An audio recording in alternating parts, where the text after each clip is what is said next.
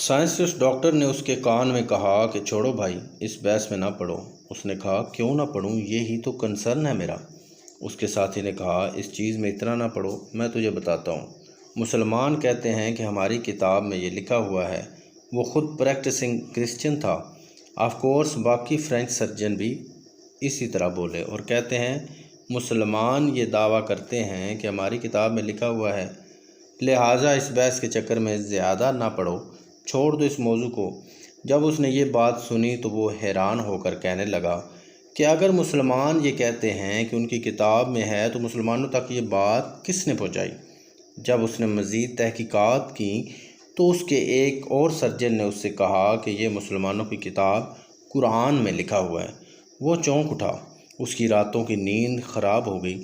ساری رات جاگتا تھا اور سوچتا رہتا کہ مسلمانوں کے قرآن کو یہ بات کس نے بتائی ہے، کیونکہ لاش تو 1898 میں دریافت ہوئی، یہاں اس رب کا پتہ مل رہا ہے۔ وہ کہتا ہے کہ یہ لاش تو 1898 میں برآمد ہوئی ہے اور 1975 میں یہ پیرس مجھ تک منتقل ہوئی ہے، اور ہم نے ریسرچ کر کے معلوم کیا کہ اس کی موت سمندر میں غرق ہونے سے ہوئی ہے۔ پھر اس کی لاش سمندر سے باہر کیسے آئی اور ممبی کیسے بن گئی؟ یہاں وہ اڑ گیا۔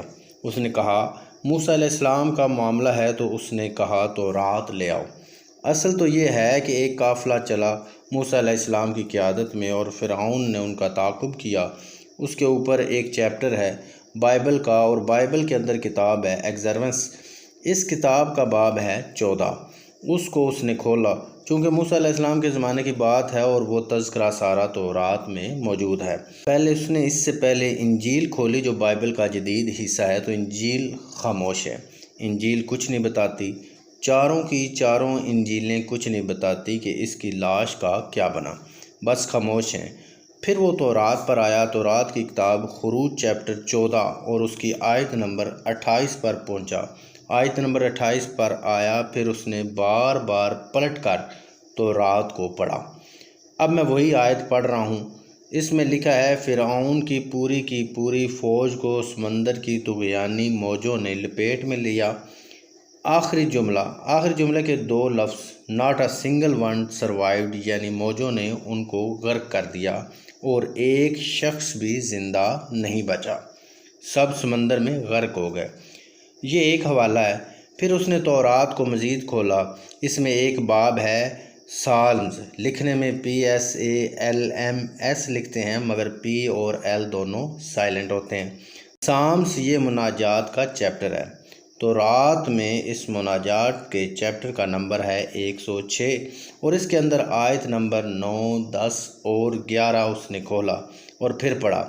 ایک شخص بھی زندہ نہیں بچا، سمندر کے اندر غرق ہو گئے سارے، کوئی ایک شخص نہیں بچا۔ پھر اسی کتاب مناجات کا آگے باب ہے 136، اس میں پھر ایک آیت کا ذکر آیا ہے، اور آیت نمبر 15 میں پھر کلیئر آیا ہے کہ سمندر نے فرعون اور اس کی پوری فوج کو اپنے اندر غرق کر لیا۔ اللہ نے غرق کر دیا فرعون کو اور اس کی پوری فوج کو، اور کوئی ایک شخص بھی زندہ نہیں بچا۔ اب وہ یہ کہتا ہے کہ تورات تو جگہ جگہ یہ کلیئر کر رہی ہے کہ فرعون اور اس کے پورے لشکر میں سے ایک شخص بھی نہیں بچا، سب ڈوب کے مر گئے، غرق ہو گئے۔ اب وہ کہتا ہے کہ میرے تعجب کا عالم یہ ہے کہ تورات ایک واحد سورس ہے جو حضرت موسیٰ علیہ السلام، بنی اسرائیل اور فرعون اور اس کے لشکر کا واقعہ بیان کر رہی ہے۔ وہ کرسچن ہے، بائبل اس کے پاس سورس ہے۔ تورات تو جا بجا کلیئرلی لکھ رہی ہے کہ وہ زندہ نہیں بچا، سب مر گئے، اور کسی ایک جگہ بیان نہیں ہے کہ اس کی لاش باہر آ گئی تھی، کسی نے اس کو اٹھا لیا یا سنبھال لیا یا محفوظ کر لیا۔ اس کا کوئی اشارہ تک تورات میں کہیں نہیں، اور نہ ہی کسی قدیم تاریخ کی کتاب میں تھا کہ فرعون مرنے کے بعد، ڈوب جانے کے بعد، غرق ہو جانے کے بعد اس کی لاش باہر آ گئی، محفوظ کر لی گئی۔ اس کا کوئی اشارہ نہیں تھا۔ وہ کہتا ہے مجھے اس کا جواب چاہیے۔ وہ کہتا ہے مسلمانوں کے قرآن میں یہ بات کیسے ہو سکتی ہے کہ فرعون کی لاش بچا لی جائے گی، جبکہ وہ کہتا ہے یہ تو دریافت ہی 1898 میں ہوئی ہے۔ اس سے پہلے تو معلوم ہی نہیں اس لاش کے حالات کا کسی کو، اور تورات کلیئر کٹ بیان کر چکی تھی کہ کوئی نہیں بچا، سب غرق ہو کے مر گئے۔ وہ بار بار یہی کہتا ہے کہ مسلمانوں کے قرآن میں اگر یہ ہے تو قرآن کو کس نے یہ بات بتائی؟ وہ کہتا ہے نہیں، یہ نہیں ہو سکتا۔ خیر اس پر وہ سوچ بچار کرتا رہا۔ اس نے جب ساری کتابیں دیکھ لیں تو وہ کسی نتیجہ پر نہ پہنچ سکا، مگر اس نے تلاش جاری رکھی۔ ادھر پوری دنیا میں یہ خبر جنگل کی آگ کی طرح پھیل گئی کہ فرعون کی لاش دریافت کر لی گئی ہے، اور تحقیق بھی کر لی گئی ہے کہ یہ فرعون ہے۔ اس خبر پر پوری دنیا میں بڑی بڑی کانفرنسز منعقد ہونے لگیں، اور وہ ہر جگہ اپنی ریسرچ کے پیپرز پڑھ کے اپنی تحقیق کے بارے میں سب کو بتاتا کہ ہم نے اس ممی پر تحقیق کی ہے۔ یہ تقریباً 3000 سال پرانی ہے، اور اس کی موت سمندر میں ڈوبنے سے ہوئی۔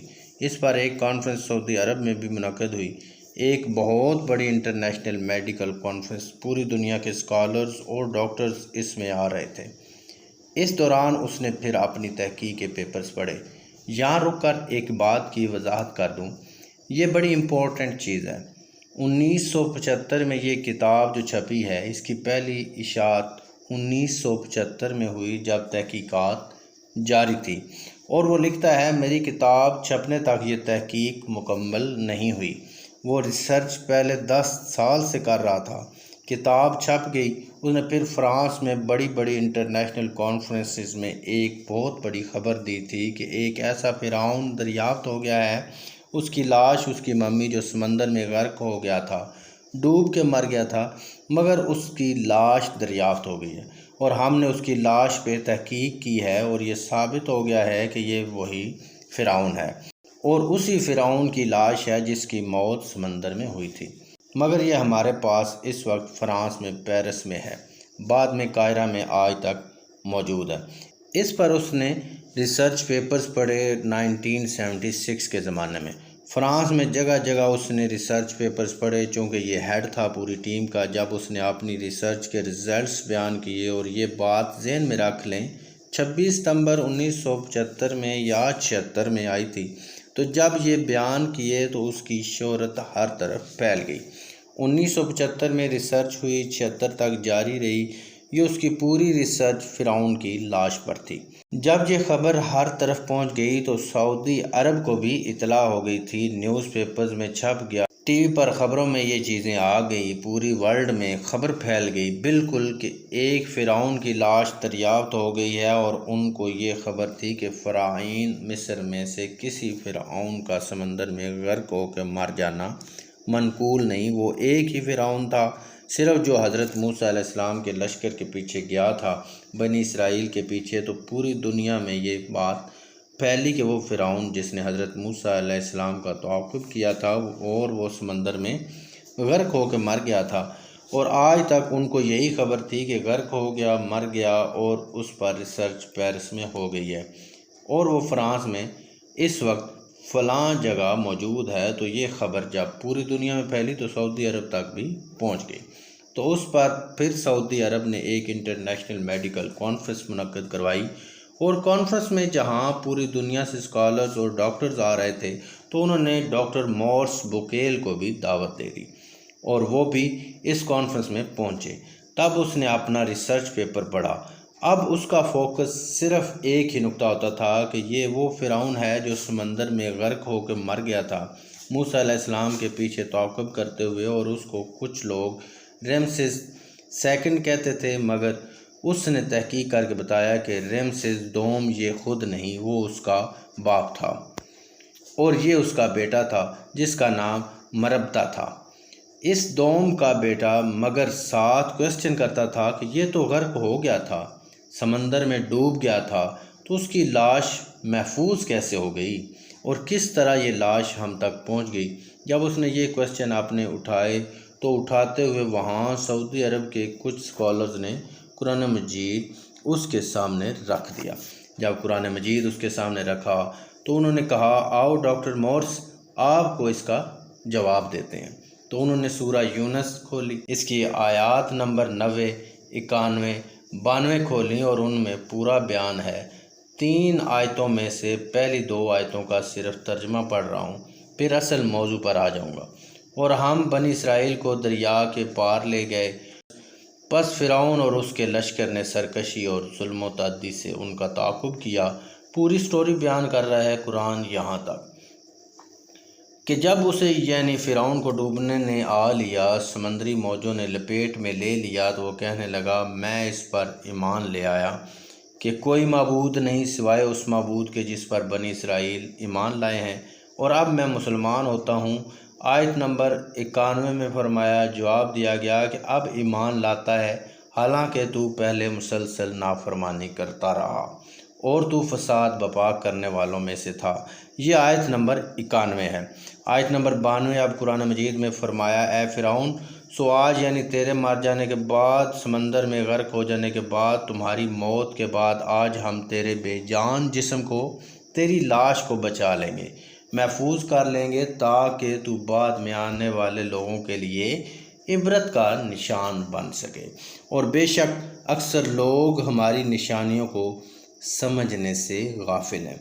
یہ وہ نشانیاں ہیں جو میں نے پہلے کہا تھا، الیکٹرون نظر نہیں آتا، پروٹون نظر نہیں آتا، نیوٹرون نظر نہیں آتا، مگر سائنس کہتی ہے کہ بغیر دیکھے بھی الیکٹرون، پروٹون، نیوٹرون کو اس لیے مانتے ہیں کہ ان کی نشانیاں نظر آتی ہیں، ان کے اثرات نظر آتے ہیں۔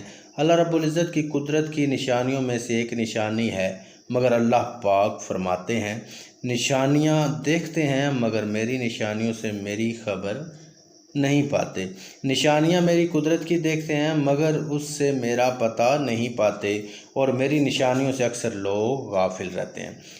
قرآن نے کہا کہ اس فرعون کو کہ آج تو غرق ہو رہا ہے، تو مر جائے گا، ڈوب کے مر جائے گا، مگر مرنے کے بعد تیرے بے جان جسم کو، تیری لاش کو ہم بچا لیں گے، محفوظ کر لیں گے، تاکہ بعد کے آنے والی نسلوں کے لیے یہ واقعہ عبرت کا نشان ہوگا۔